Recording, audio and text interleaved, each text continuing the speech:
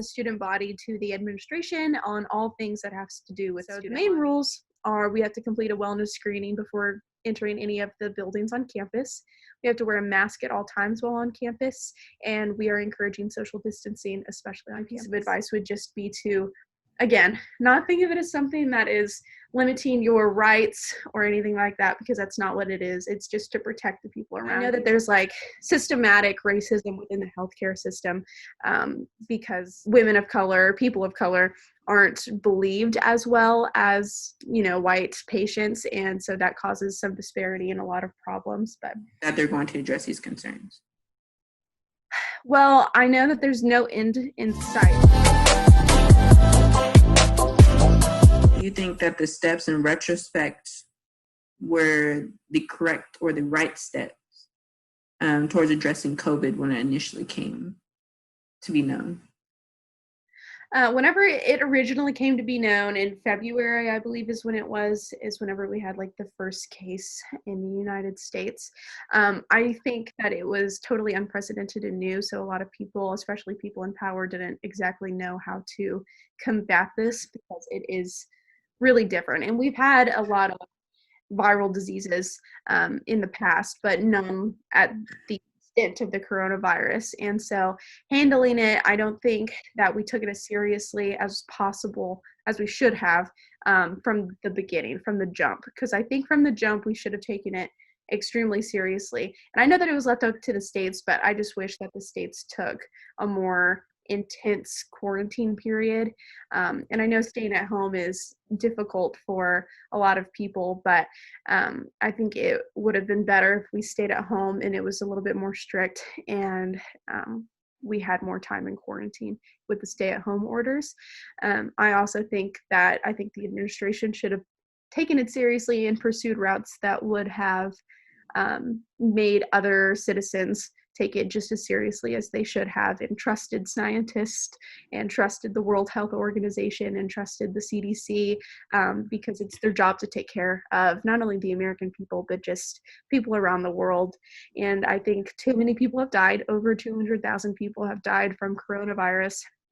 And a lot of people have lost their brothers, sisters, friends, moms, dads, grandparents, anything like that. And one is too many. And while some of it may be unavoidable, I think a large portion of that in the past few months could have been avoidable if we would have taken stricter precautions than where we are now. I do agree with that. I completely agree because we have the medical experts, we have the people saying this is something that's serious, and when you don't listen to those, we are on the back end of the repercussions. So I just want to kind of get your perspective, or like just get your insight. What did you do during that quarantine period? Because you said all these songs came out, I went in the house bored. What did you do during that time? Well, we all went on spring break. Angelo State was on spring break whenever everything was kind of announced. And I remember I was at a resort in San Antonio with my ex-boyfriend, and then we were looking at the news and it was like the NBA canceled their season. And I was like, oh my gosh, it must be so serious because that's really insane. And I was at Six Flags whenever Angelo State said that they were extending spring break for a week. And I genuinely thought that it was just going to be a week and then we were going to be back to normal and everything was going to be fine and dandy, because I didn't understand the extent of it, because this is the first we were really hearing about it. Because when we were hearing about it in the news before that, it was all like, oh, it's in China. We don't really have to worry about it. It's in China. It's fine. And so I never really thought that it would have this long-lasting and negative effect on America as it has, but it has. But during quarantine, after Angelo State extended spring break for a little bit, I went back to Abilene and hung out with my parents for a little bit. And then I decided to come back to San Angelo because I live alone here in a house. So I just decided to come quarantine with my cat here. So me and Squeaky, we just watched some Netflix and worked out from home, and it was fine. And we had to go back to work. I work on campus as a tour guide, and we went back to work, I think, in June with all of the safety precautions, like wearing a mask and social distancing and screening people and everything. So I was back to work pretty quickly, thankfully, so I could make money. That's very interesting because, like, when that happened, when they extend spring break, everyone's like, "Oh yeah, we got an extended spring break," and then all of a sudden, oh, in my position, it was kind of like I was staying in the dorms, so it was like you can either stay at the dorms or you can leave and get a refund. So it's like you have to make decisions. Yeah. You have to make decisions, and occupying that time. There's time for art. There's time, like you said, the home workouts. I have a couple of those on my other YouTube channel. Y'all check it out. But just finding a way to entertain, because we're living through a pandemic that's historical. But I just wanted to mention that, giving people kind of perspective, like this is what other people were going through. But as you know, I'm going to transition again to what this time is about. It is about voting, y'all. Voting is so, so, so, so important. In your opinion, how do you think Corona is going to affect voting at the polls? Okay, so voting at the polls, obviously in years past, it's hard enough to get people to the polls when there's not a pandemic. So I do expect that there's going to be new challenges that arise from this, but I don't think it's anything that we can't overcome. It's just really encouraging people to vote and educating them that their vote does matter, because I know there's a misconception that just because we have the electoral college that their vote doesn't matter. So especially we live in a red state, so a lot of people think that they don't have to vote because no matter what they think, it's always going to be red, and that's just simply not the case. You should vote and voice your opinion. I do know that elderly people, immunocompromised people, they may be a little bit more hesitant to go in person to vote, which I think personally is the simplest way to vote. And I don't think it should be the simplest way to vote. I wish that voting by mail and absentee ballots, I wish all of that was just as simple as going to the polls, but it's just simply not. And that's pretty frustrating for a lot of people to have to figure out how to do all of that, make sure they're doing it correctly so their vote still counts, and having to register to vote and everything, and make sure that their local election office didn't discard their voter registration. Like, there's just so much that goes into it. So I'm hoping that because of the way the United States has handled the pandemic and everything, I hope people are paying attention a little bit more than they have in the past with current events and everything, and know that they have a decision to either change it or keep it the same if that's what they want to do. But I do think that there will be a negative result of that. But I hope that because of quarantine and everything, people are on TikTok a lot, and TikTok has been, my For You page at least, has been a lot about like voting and everything and getting registered to vote and encouraging people to vote. So I hope people are being surrounded with news media that encourages them to, do their civil duty and vote so that they know how to do it. So y'all go ahead and get out in the polls. I think one of these questions that just popped in my mind is, how do people, for the people, for instance, in Angelo, if you're not registered in Angelo, what steps do they need to take? Because the registration period is already done and they're registered in another county. What steps do they need to take to make sure they're eligible to vote in that county? Well, at Angelo State Student Government Association hosted a voter registration table for 2 weeks prior to the deadline, which was this Monday at 5 p.m. So we had voter registration tables, not only where you could get the paperwork and ask questions about how to get registered to vote, but also check your registration. But I'm here. I know a lot of people that care about voting. So I hope students know that if they do have questions about how to check their registration, or how to fill out and request an absentee ballot, or how to request a ballot by mail, I hope that they know that they can come to people like me, so I can answer those questions for them. And I'm hoping to do tables, like you mentioned previously earlier before we started this, with the NAACP, about making sure people know that they have opportunities to vote by mail, whether that's the ballot by mail or the absentee ballot. They have opportunities to do that. I'm registered in Abilene, actually. I was going to change my registration, but I just didn't get around to it. And Abilene's really not far from where I live, so I don't mind driving an hour and a half to go vote.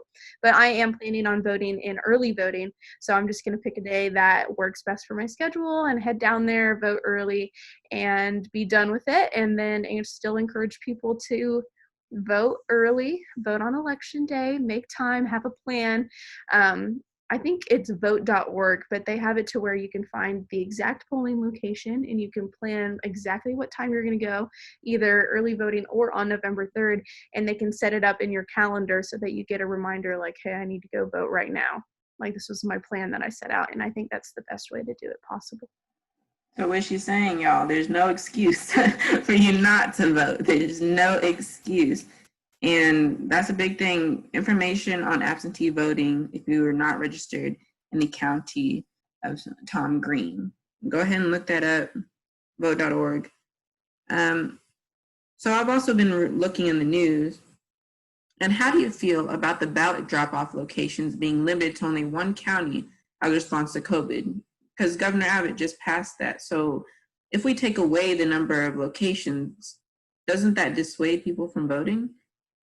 I definitely agree with you, and I think that it's counterproductive that his reasoning is COVID, since he's opening the bars back up to 50% and opening business capacity up a little bit more.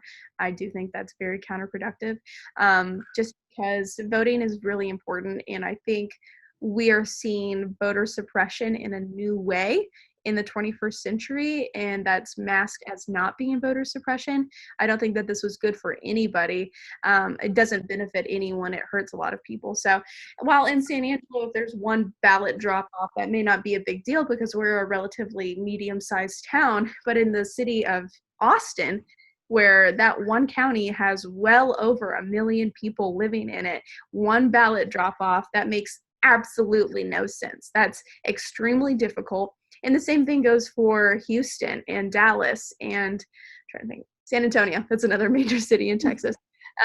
Those have that has a huge population, and those people have to travel maybe like an hour to get across town just to drop off their ballot, whenever it could just be made simpler so that they could vote in an easy way, because the process is already overcomplicated. So I think that complicated the process even more to an extent that was unnecessary.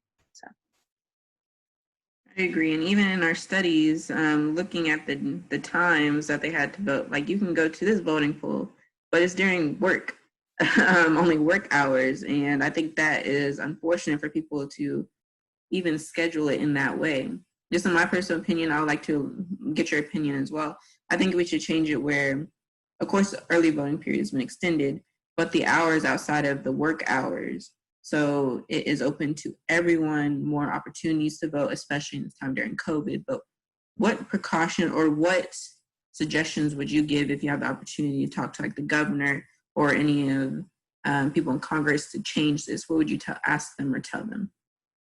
if I had the opportunity to change it, I would definitely just make it a national holiday. I don't see any reason why it's not a national holiday. We have Columbus Day coming up, and I don't think Columbus Day should be a celebrated holiday at all. So I think a voting day just makes sense in my brain. You get the day off and you just have all day to go vote. Maybe jobs require you to go vote, or jobs give you time off during the day to go vote, and they're like a little bit more lenient if you have to go and leave and vote. I just think there are so many solutions to make it better, and I think the easiest way to do that would just be giving everyone the day off, because it is something that is extremely important. It affects all Americans, and I don't understand why we wouldn't do that. Haven't done it already. Crazy. I'll go and put that here. It's going to be a new day. We're going to make it. We're going to make a change, get support for it. Go and drop hashtags about it, just saying. Mm-hmm. Of course, we also, in the midst of voting, like I mentioned before, the social awakening due to the murders of George Floyd and Breonna Taylor. How have these events shaped the vote for this year? Or do you think how they're going to shape people voting? I think it opened a lot of people's eyes up that we still have problems in America whenever it comes to racism and police brutality and diversity and inclusion. And I know a lot of people were kind of in the dark about that, because if it doesn't affect you, I think it's kind of easier just to pretend like it isn't happening. But I think with Black Lives Matter protests persisting, even today, I'm pretty sure they are still continuing to have protests all across the United States. I think that has opened up a lot of people's eyes to the fact that this is a bigger deal than they were ready to pay attention to. And like you called it, a social awakening, I think that was a really good way to put it, just because I do think a lot of people woke up to the idea that we need positive change, and positive change isn't happening with where we are right now. And it's hard to get politicians to listen to us, but it's not impossible. So I think the protest, it's your constitutional right. I think it's super great. We had a Black Lives Matter protest on our college campus in June, and you were a part of leading that. And that was really awesome. So I know that that is going to encourage a lot of people to go vote because they want positive change. And the only way to do that is to voice your opinion. And the best way to voice your opinion in our representative democracy is to vote. I completely agree with that. What efforts have you seen? Just, of course, you said the Black Lives Matter protests we had on campus, but in addition to that, what will you either in the future or have you already put together to encourage the vote on minority groups? Because we know statistically minorities aren't really out there in the vote as they could be. Yeah, definitely just encouraging people to continue to vote with our tables and everything that we've had going on, and hoping to partner with the NAACP to encourage people that fall within that group to continue to voice their opinion through voting, and making sure that they know exactly how to do it and do it correctly. Because I think that's a deterrent for a lot of people, for anyone our age, honestly, because I think our age group is the least likely to go to the polls. 18 to 24, I believe, is the ages. But yeah, just encouraging everyone to go vote, reaching out directly, making sure that people have plans, talking about it in conversation. You know, you don't have to ask someone who they're voting for because that adds a lot of tension. But I think just asking, are you going to vote? Do you have a plan for voting? Do you need information about voting? Just including that in your everyday conversations with people that you're encountering, and making sure that they know exactly what they're going to be doing on November 3rd. And this is just a suggestion. It's going to be on camera because I completely support it. Talk to Mac. You know, I'm going to start reaching out. Mac, get all the organization heads. If we can all get tables out there, bam. We're all out there. We're all making a difference, talking to every group, every space. And that's exactly what we need to do right now. I have a question. So how can people know who's going to be on the ballot? I think that's the number one question. You can say like, oh, we have the presidents. But what about everybody else on the ballot? How do you find research on that? How can you make it more convenient on yourself?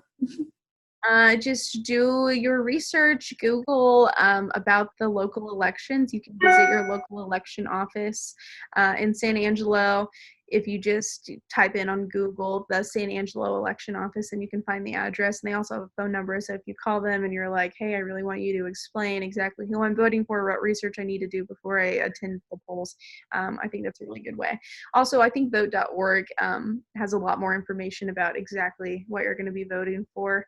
Maybe go to the Secretary of State. This probably makes more sense. The Secretary of State of Texas, looking on that webpage, and just familiarizing yourself with the local elections that you're going to be also having to put in your ballot for. And those links will be below. Go ahead and look this up, y'all. But do you have any last words for our viewers? I mean, my piece of advice is obviously go vote. I feel like I have said that over and over again, but it's really important. I encourage everyone to go vote. Your voice matters, and your voice is valued, and your voice is important. So we want you to be involved through the voting process. And also continue to wear your mask, continue to socially distance, and complete your wellness screening if you're a student at Angelo State. Help keep other people safe, and yeah, have a great rest of your year. Thank you everyone for tuning in. We've had our special guest, Kristen. You can get in contact with her. Just get out there, y'all. Vote, talk to each other, educate each other. That's the whole point of this YouTube channel. If you don't educate each other, how do you know what steps you can take to make a difference, to make a change? But I'll catch y'all next time. Thank y'all so much. Peace.